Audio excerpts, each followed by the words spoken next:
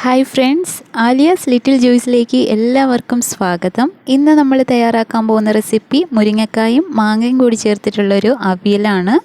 അപ്പോൾ ഇതിന് വേണ്ടിയിട്ട് നമുക്ക് ആവശ്യമുള്ളത് ഒരു 4-5 മുരിങ്ങക്കായും, പിന്നെ 2 തക്കാളിയും, ഒരു 4 പച്ചമുളകും, പിന്നെ ഒരു 4 കണ്ണിമാങ്ങയുമാണ്. കണ്ണിമാങ്ങയ്ക്ക് പകരമായിട്ട് ഒരു മീഡിയം സൈസിലുള്ള പച്ചമാങ്ങ ചേർത്താലും മതിയാവും.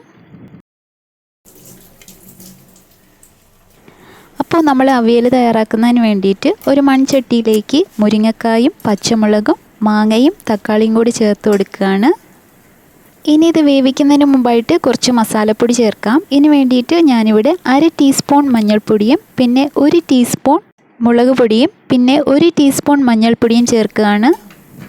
ഇനി നമുക്കിതിലേക്ക് മുരിങ്ങക്കായ വേകുന്നതിന് ആവശ്യമുള്ള വെള്ളം ഒഴിച്ചു കൊടുക്കാം. ഞാനിവിടെ 1 കപ്പ് വെള്ളമാണ് ചേർത്ത് കൊടുത്തേക്കുന്നത്. ഇനി നമുക്കിതിലേക്ക് ആവശ്യത്തിനുള്ള ഉപ്പും കൂടി ചേർത്ത് കൊടുക്കാം. ഉപ്പ് ചേർത്തതിന് ശേഷം എല്ലാം കൂടി നന്നായിട്ട് മിക്സ് ചെയ്തതിന് ശേഷം ഇത് അടച്ചു വെച്ച് വേവിക്കാം.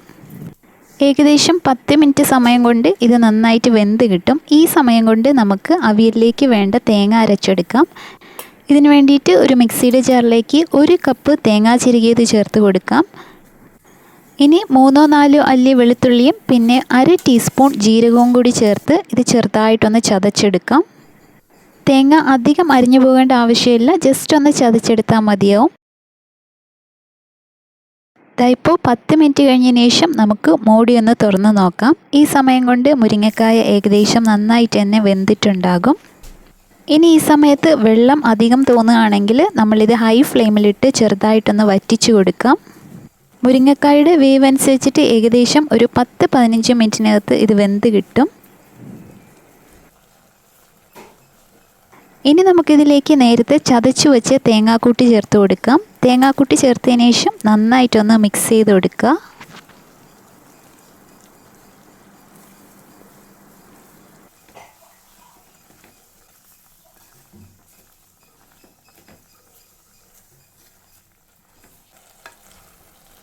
തേങ്ങാക്കൂട്ടി ചേർത്ത് മിക്സ് ചെയ്തതിന് ശേഷം ഇത് ലോ ഫ്ലെയിമിലാക്കിയിട്ട് ഒരു 5 മിനിറ്റ് നേരത്തേക്ക് കുക്ക് ചെയ്ത് കൊടുക്കാം. ഈ സമയം കൊണ്ട് നമുക്കിതിലേക്ക് വേണ്ടിയിട്ടുള്ള കടുക് താളിക്കാം.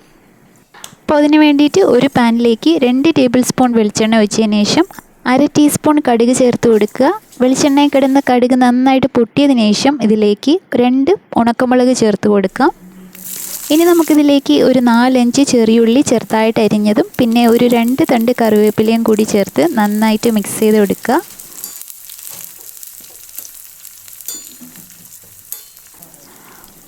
ഉള്ളിയും മുളകും ഒക്കെ നന്നായിട്ട് മൂത്ത് വന്നതിന് ശേഷം സ്റ്റൗ ഓഫ് ചെയ്ത് കൊടുക്കാം.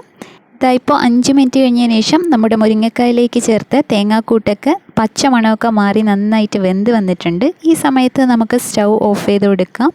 ഇനി നമ്മൾ നേരത്തെ തയ്യാറാക്കി വെച്ചിരിക്കുന്ന കടുക് താളിച്ചതും കൂടി ഇതിലേക്ക് ചേർത്ത് കൊടുക്കാം. ഇനി ഇത് അടച്ചു വെച്ച് ഒരു 5 മിനിറ്റ് കഴിഞ്ഞതിന് ശേഷം സെർവ് ചെയ്യാം.